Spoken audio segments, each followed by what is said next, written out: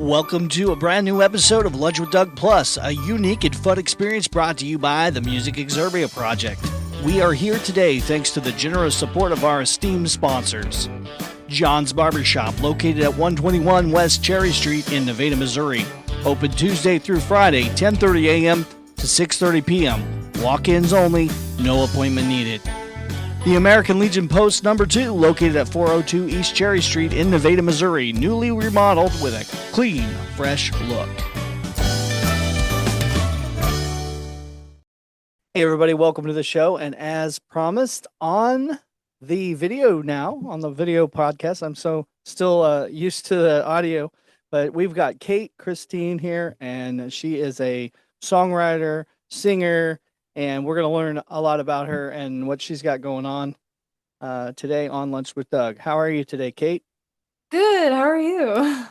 Well, I'm wonderful. I'm excited to get you on the show. I've been hearing good things about you, and of course, I know you. Kimra helps you out booking your shows and stuff. So you've got a good powerhouse behind you, and then I spoke with your manager today on the text messaging. So man, you've got it going on. You've got a lot of stuff going on. And I guess you were just saying you just got a new single that's coming out soon too. So this is exciting. So how did you get here? I guess is the first question. How you started into music and you start singing and you start writing songs. How did you get the bug to start doing this in the first place? Yeah, that's man, every time somebody asks me that question, I'm like, how do I, what do I start with? Because there's a lot that happened building up to this point and building my team so man, I'll start probably when I was like 8 years old, like just growing up, I sang a lot, around the house in the shower, and my parents started to catch on to it and put me into vocal lessons when I was about 11. And so then I started with a vocal coach, and in vocal lessons, typically you want to learn an instrument just to learn all the theory and all of that stuff behind your warm-ups. And so I learned piano at like the age of like 12, so I've been playing that for a hot minute. And then when I was like 13 is when I really started songwriting and when I really started to look into the literary elements behind it and the structure of everything. And so yeah, I'm 19 now, so I've been writing music for a hot minute. So yeah, oh, and then I started guitar when I was probably about 15, no, 16. Because unfortunately my grandpa passed away back in I want to say 2022.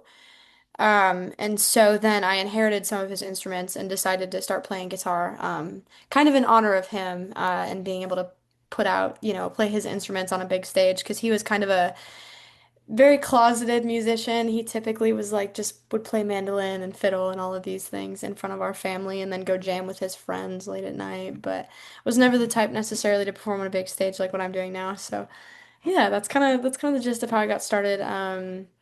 Those years were in Iowa. I grew up in Iowa, a Midwest kid in a little country town. And then my family moved to Arkansas to a little town called Eureka Springs. So definitely more of a lively music scene here in Eureka. And so that's how I got to this point, is living here in Arkansas and really dabbling or like being a part of the music scene here in Eureka in Northwest Arkansas. And then obviously in Nashville, because that's where I go to school now. So. Cool. Where do you go to Yeah. school at? I go to school in Belmont at Belmont Oh, University in Nashville. Yeah, I'm studying audio engineering there. I have a creative writing minor just because I like writing outside of songwriting, and I think it gets my juices flowing a little bit when it comes to ideas and everything. So I'm excited. I'm excited to start back up in August again and be in Nash for a little bit. So fantastic. Well, that was yeah. going to be my guess. I almost said, do you go there? But everybody, it seems like everybody that goes that's in the music world, that's kind of the place to go down there. Yes, absolutely. I absolutely agree with that. Yep. Well-known place, and you get really good connections, and a lot of that stuff comes through there. Yeah, and Belmont's a crazy place. Like you wouldn't believe it. Just Nashville in general. Like I wouldn't like I can't believe just like talking to you about it and like about to talk about it. The people that I've met just being there, and the programs that they offer. Like I know that the Fisher Center is not necessarily a part of Belmont, but it's next to Belmont, and Belmont utilizes the Fisher Center for their shows.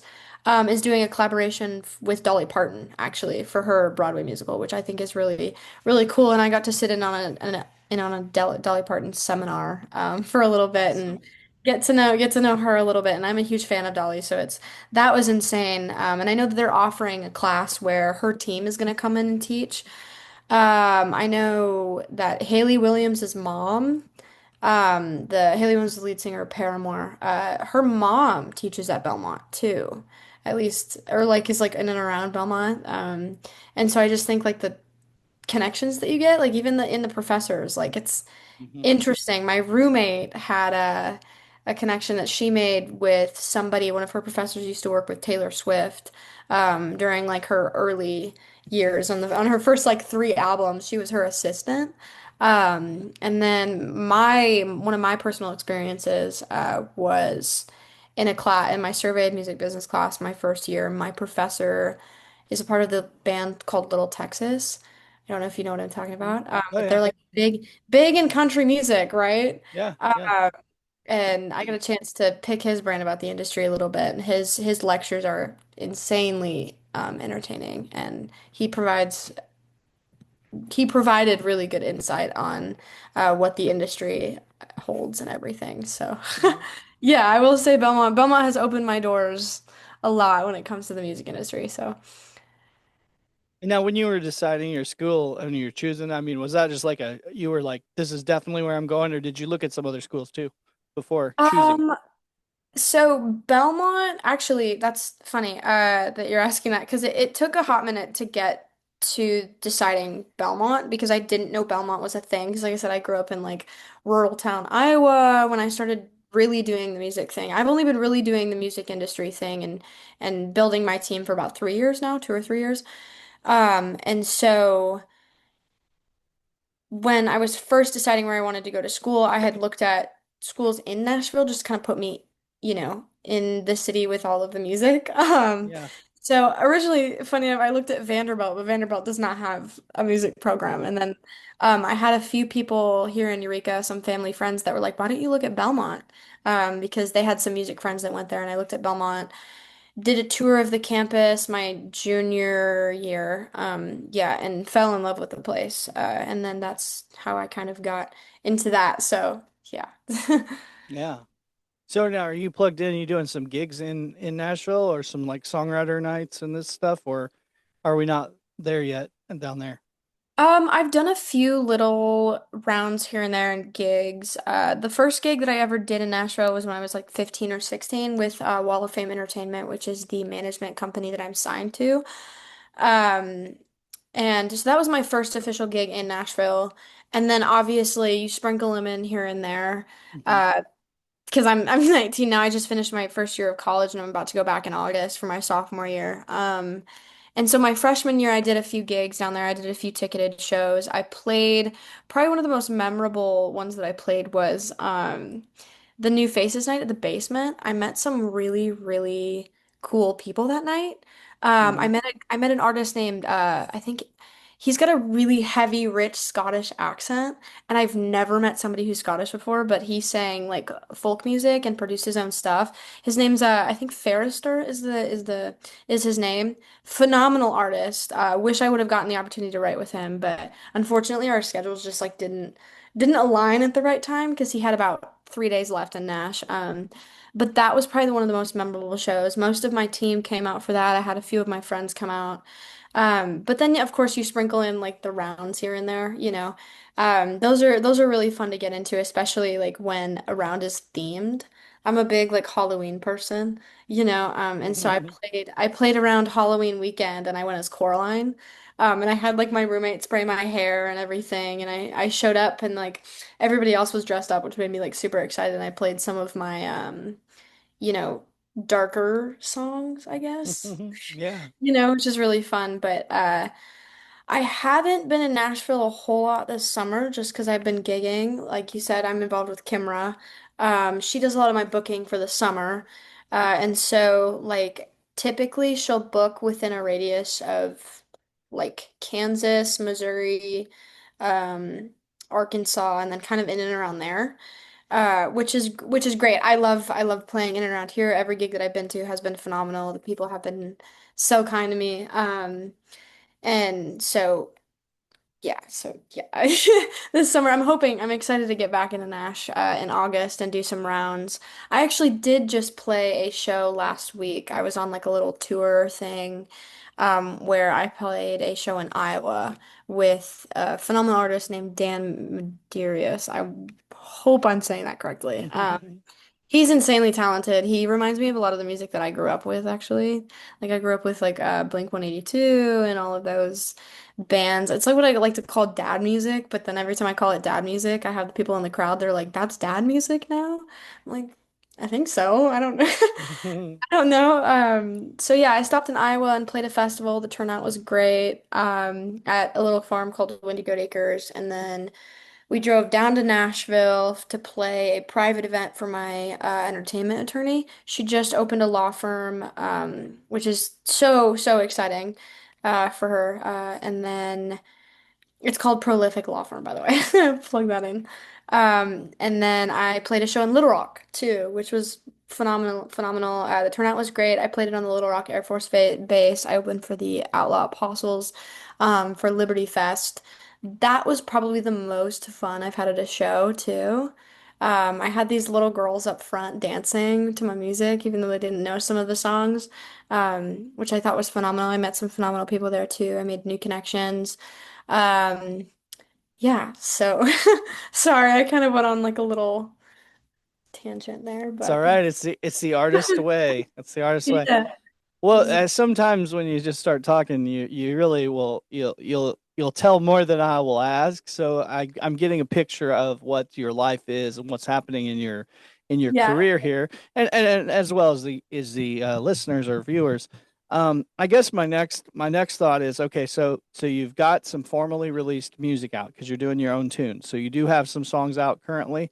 Tell us about your albums that you've got out so far and how those came about. Okay. So I've only currently like, and when I tell people this, they're like, "Really?" And I'm like, "Yeah." I only really have three songs out right now. So my first single, Remedy, I will say I'm not a fond of it. I'm not fond of it, but I also released it when I was like 14 or 15. So when you see growth as like growing as an artist over the past few years, I kind of look back at my writing and I go, "Ugh," you know. But I'm still proud of the song because I wouldn't be where I am without it. So that was the first single I put out. The second single I put out is called The Architect, and I wrote it with a friend of mine. Uh, Actually, the first time, like the first month I was living in Nashville too. I met her. Her name's Camden Nicole. She's a phenomenal writer, one of the easiest going people I've ever met in my life.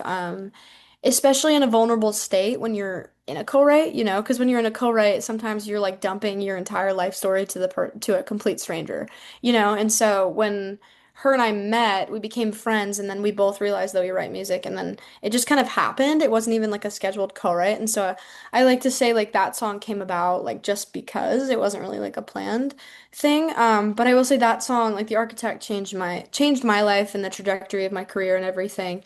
It's a song about somebody else building your reality without you knowing it. Somebody talking about you behind your back, damaging your reputation. If you're a celebrity, somebody writing a nasty headline about you. And so we put that song out because I had a few videos blow up on TikTok. Like I posted a 6-minute video.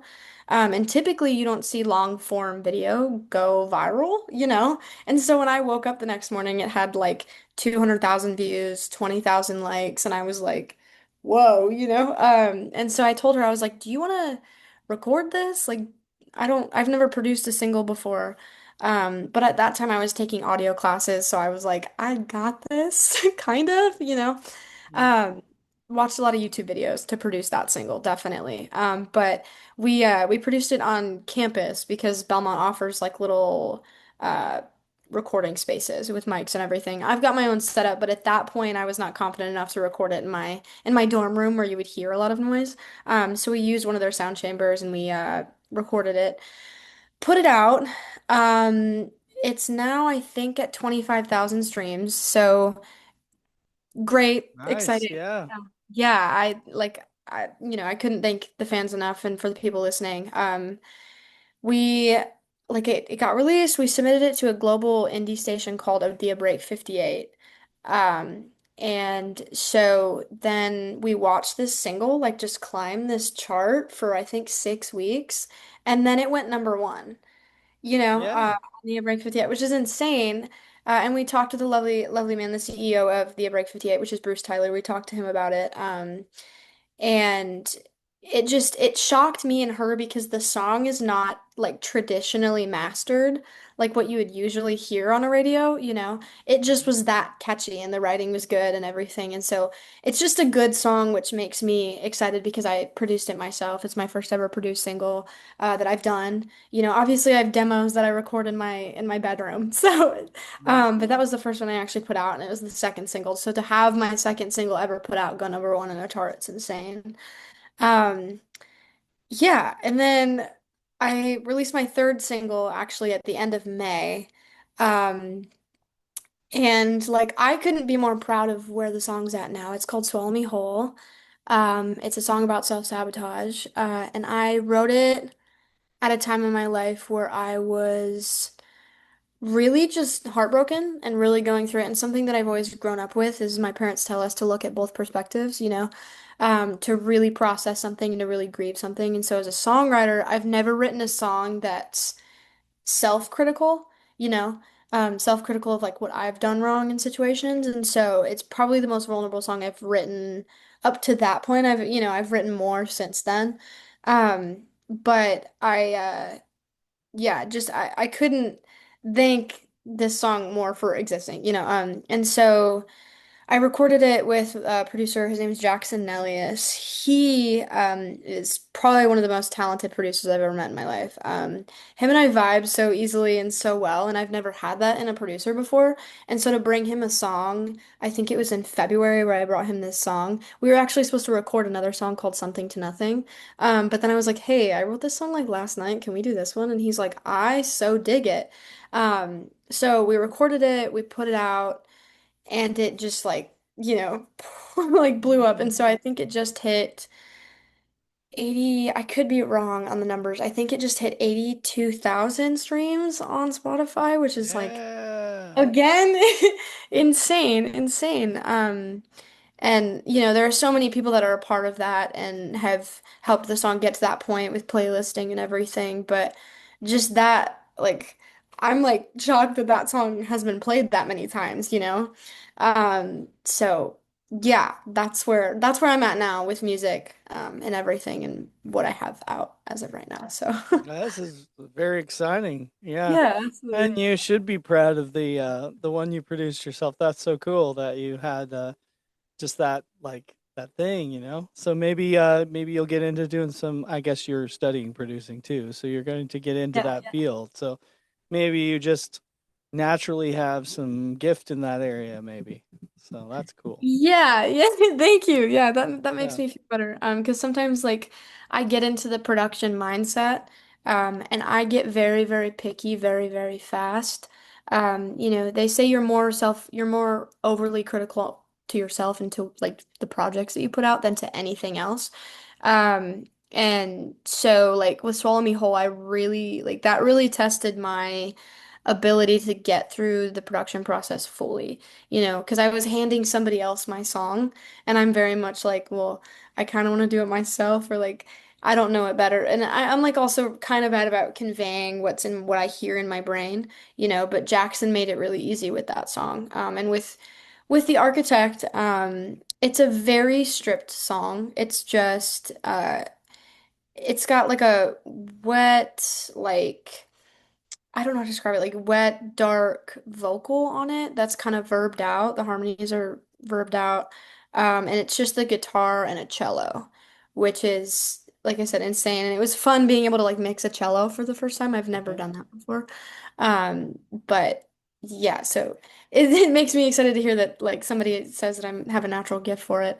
So yeah. Yeah. Fantastic. So now you said I think you have something new that's coming out soon. Is that already mixed and it's just not out yet, or are you still mixing it? Where are you at in the process on this one? Tell us about it. Yeah, so the next single, hopefully, that I'll be putting out, I don't want to reveal release dates just yet, because I still gotta That's see. okay. Yeah. Um, and it's called Call Me Drunk. I've been teasing it all over my social media, so like if the fans listen to this or anything like that, they'll know. Uh-huh. Uh, but it's insane. It's way different. Like it's still the same because I like all of my songs to be sonically cohesive, especially if they're gonna go on the same project. Little hint, Swallow Me Whole and Call Me Drunk are gonna be on the same EP. But with Call Me Drunk, I had a different producer do it this summer. I actually went back to Iowa. It's the same producer that did Remedy, which was kind of surreal for me to step back into the same studio that I was in, 2 or 3 years ago when I was 15, 16. And so like stepping into that studio was a little daunting, to be honest with you, because I haven't been there in 2 or 3 years. And so yeah, working with his name's Alex Arthur is the producer. We're currently still in the mixing and mastering process, so I just had a friend of mine lay down harmonies on it, and I just got the mix back for that, and now he's gonna start doing the mixing and mastering, to hopefully have it done by the end of this month. I'm crossing my fingers, but sometimes the mixing and mastering process, you get ear fatigue, or you kind of just like need to step back from it for a little bit. But this song has like a very like lo-fi poppy sound, it's very indie pop. Swallow Me Whole is very like indie alternative. Um, and it's definitely a really sad song. I wrote it about just like point blank, I wrote it about alcoholism. Because I kind of grew up around that with some of my relatives, and to see people uh, completely black out sometimes is kind of scary and stuff like that, and how alcohol can affect people and people's relationships with other people too. And so actually, what's interesting is that this song wasn't initially like fully about that. Um, Being in college, sometimes you have weird things happen, especially just being a girl with like boys in general, you know? And so I had a guy randomly text me drunk one night, and I was like, I don't know who you are. I was like, what? And so I was like, I should write a song about this called Call Me Drunk, and it's gonna have a double meaning. Because the chorus of the song really emulates kind of realizing what somebody's doing, but still making excuses for it because you're just used to that person. The song's also for the people who hate change, for the people who will stay with somebody who's hurting you, um, because you don't want to see the other side of that, because the other side of that's going to end up being more painful. I've experienced that, and I'm only 19, so yeah, I'm really really excited about this song because it's really different than a lot of the stuff that I've put out, and I'm really proud of it. So yeah. Yeah, it's gonna be great. It sounds like. Yeah, and so you've got a clip of it on your TikTok now, or you said Yes, you were teasing that on social media. yes, So I we do actually. cool, cool. Now I want to go hear it. The little clip. Yeah, So I do this. uh, I'm sorry. I was just gonna say I'll be checking out the clip after the interview for sure. Yeah, absolutely. I You gotta wonder, go see that. can I show a clip of it right now? Fine. Is Yeah, that, let me see if I can grab my phone. I'm so sorry. Just give me like 5 seconds. I'm gonna show you're everybody. cool. Um, yeah, so I'm gonna show a clip because the clips on my social media, I do this on purpose just because there are so many different versions of the song and I don't want it to be like fully revealed. Hmm. Is the fact like I always speed it up by like point 0.1, so it doesn't exactly sound like the master, but you still get the vibe of everything. But the song, like I said, this is a demo, so it's not fully mixed or anything. Um, is this okay? Can I show Yeah, this? your Um, song. yeah, let's do this. Let's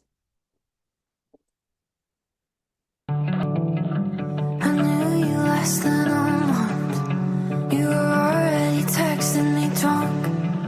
Is that what this always was? Thought I knew you. You claimed to be so close to God. You preach like he made you the one. Found that it's all a facade, but I still see you. Call me drunk to not see it. When you call me drunk, I black out. yeah. So Did you hear that okay? I hope so. Yeah, Oh, it's gonna be great. Yeah, that's fantastic. yeah, absolutely. Yeah, Like there's a lot more that's gonna be added on on top of that, but that was the first verse through like half of the chorus. So yeah. nice, nice. So Exciting. yeah, so are you already playing that song live? Do you do it live in your live show and your other songs as well? Yes. Yes, absolutely. I don't I have shown people clips a few times, in the audience. I haven't released those clips on social media, which I think is so fun when you show people in the audience like the song because then they're like, "Oh, this is, and then I can get feedback too, especially as I'm going through the demo process. I've had some people come up to me and they're like, "We think that this could be better." And I'm like, "That's thank you. That's really cool that you're giving me that feedback." But yes, I am playing that song live consistently. Hmm. That's definitely one that's on the list. Yeah. Yeah. Well, it's like well in Hollywood, when they're doing a movie, they'll put it out to test audiences, and then they'll get the feedback, or they'll just watch their response, right? And they'll take notes, and then they'll change it a little bit, and then they'll show it to another test audience, and they'll keep doing that until they get the response that they really really want. And they might do that 12 times before they send it out to the full release. And so I think a lot of the musicians, that record the song after they've went out and played it live, because sometimes there's just these things that happen when you do it live and you're like, oh, that's the perfect part for the a cappella chorus, or that's the perfect part for, because you feel what the audience is doing. And if you record a song, you've probably had that happen with some of your older tunes too. After you've played it live, it sort of takes a life of its own, and it kind of, if you were to record it again, it would be a little different. Than the arrangement might be a little different, or because you feel what works, in the song, or in the audience. So I think that's a good approach. You're onto the right thing there with that. Yeah, there's about like you talking about like a song kind of taking its own form. Um what a lot of what a lot of people oh, wait, words. I'm sorry. I'm thinking. What happens a lot of the time is like you'll play a song live, and then you'll go into a recording space and it doesn't sound the same as it did live. Hmm. And then you're like, what am I doing wrong? Right? It's actually really hard to like emulate that live sound. And so with like Hmm. Swallow Me Whole, I played it live before. I went into the studio and I was like, this is kind of the idea I have for it. Like it was supposed to be a folky tune. But it turned into, like I said, indie alternative with like 90s alternative like influences. Like I've gotten a lot that it sounds like something that Alanis Morissette would put out, or like some of like Sheryl Crow's lighter Hmm. rock stuff, which I think is wild, and that's a huge compliment to me. But like I have like four different versions of that song, you know. Like I've got an original one that's kind of more of an acoustic stripped back version, where it has this cool kind of lo-fi bass on it. That's really prominent in the bridge. But then I've got another version where there's a banjo and a mandolin, I think, on it. I could be wrong on the banjo, I think, but it's like I said, it's more of a folky version. But the version that made it out, is the version that I listened to and went, yes, you know. Hmm. Same with Call Me Drunk. The version I just showed you is version 8. So there's, seven recordings before that of just the production process. And I think it's really cool to be able to show people that to show them be like, okay, this is what we started with, and then this is where we're at. And that also makes me like heavily appreciate the production process too. Um, it's definitely also like I said, I'm kind of impatient because I'll hear it in my head consistently, and then I'll get ahead of myself. And I'm like, this doesn't sound like how it needs to. But then I have to be like, wait a second, it's going to, it just takes a lot of work to get to that point. So Yeah. No, I totally get it. I feel it. So when you what other songs do you do in your like set list in your live show? You're playing your songs, but you're also doing some other covers and stuff. yes. What can they expect from when you show up and play your live show? So usually with a live show, when I'm like configuring my sets, it depends on the venue, obviously.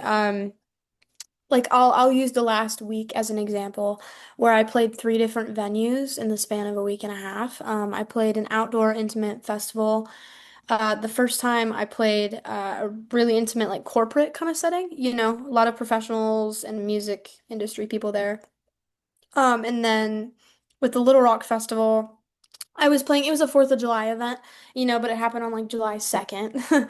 And so when configuring that, like typically I lean a lot towards like old classic songs for my covers. One of my favorite covers to do, I don't know, do you know who the Verve Pipe is?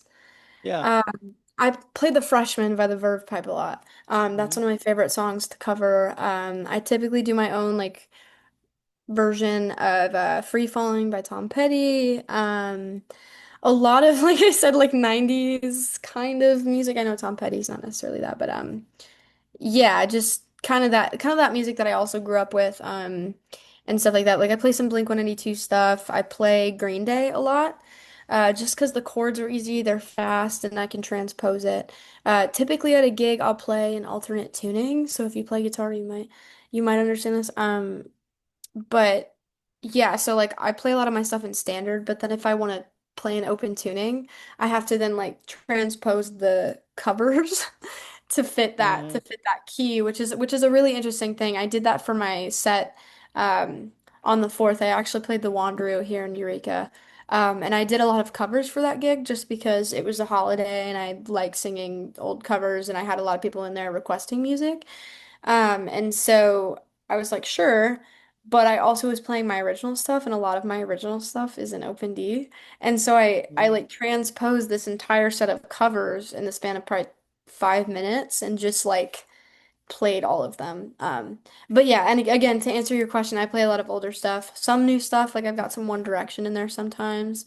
Mhm. But really I just feel out the crowd. Like I've got about 36 covers in my back pocket, you know, just that I just know by heart that I can go and I can play a 3-hour set if something happens to my phone or my iPad or anything like that. But yeah, it's a span, it's a wide range of music. So I've Mhm. got Baby by Justin Bieber on there sometimes. That sometimes gets last. When I pull that out, I start singing that, especially like pubs or bars or anything like that. That one's a really like that's a hit every time I play it, which I think is really fun. So yeah. Yeah, that's cool. And you're just now playing just you and your guitar. That's how you're playing live, or do you have other musicians? It's just me and my guitar right now. Yeah. I do want to look into getting a rhythm player. I am talking to some people about it because I just think it'll amp my setup a little bit, especially for festival shows. I think it's easier to have just me and my acoustic when I'm traveling and doing like bar gigs or anything like that, like what Kimra books. But sometimes Kimra will book bigger shows. But it would have been nice to have a rhythm player for like the festivals that I played this last week, to get the crowd more hyped up, to get more of, that rhythm in there, that drums or those drums or anything. I have looked into getting a loop pedal for that too. So then that way I can make my own beat live. Kind of Ed Sheeran kind of does that at his shows, where he loops his songs and then he sings them, and it creates more of an interactive and interesting show too. Mm-hmm. So I have looked into that, but yes, right now it's just me and my guitar. So Yeah.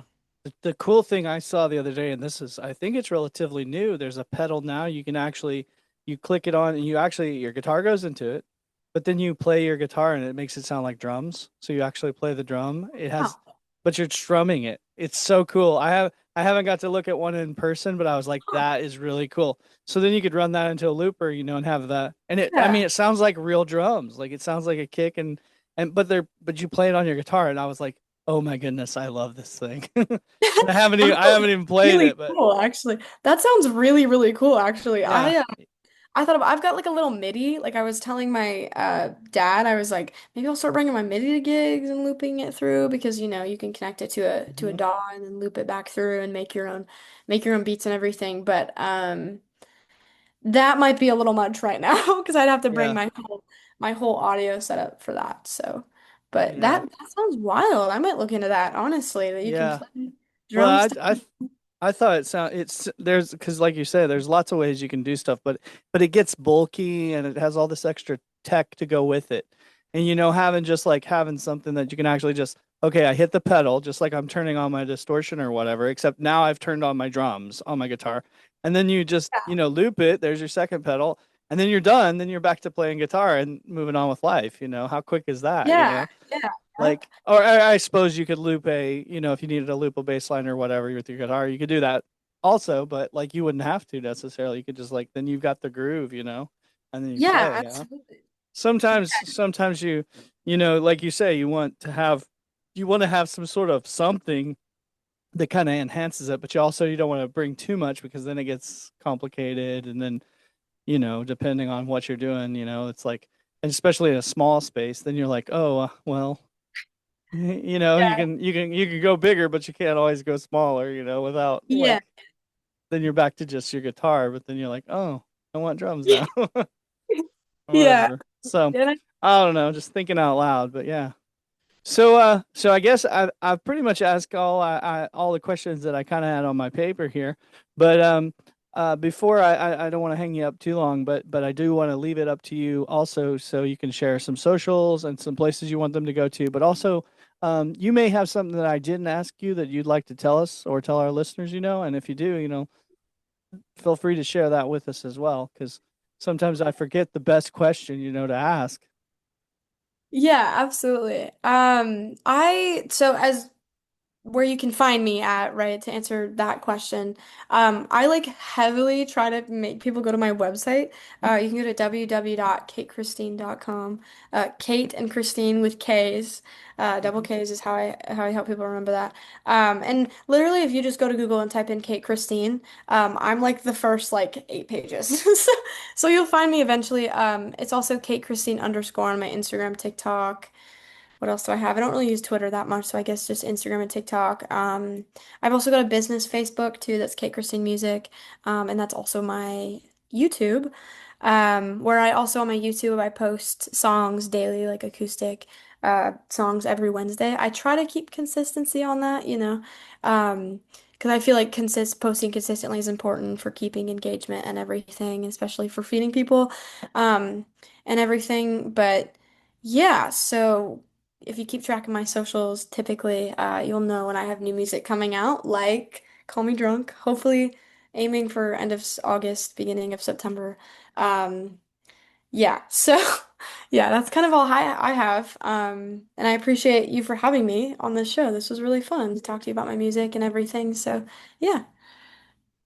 Yeah, it's been really great getting to meet you. And like I said, every one of Kimra's artists she works with are always fantastic. So I'm always just like really excited. So, but I didn't have a chance because of the holiday weekend. I didn't have a chance to get real plugged in before we talked, but I was very excited. And now I'm even more excited. I'm like, oh, nice, this is cool. So I Yes. like. So I didn't know you was spending time in Nashville. And then especially didn't know you was going to college there. So that's exciting. And that was interesting information. So like to know that. So Yeah, it's good awesome. stuff. So yeah, Yes. very nice meeting you. And thanks for being on the show today. Thank you for having me.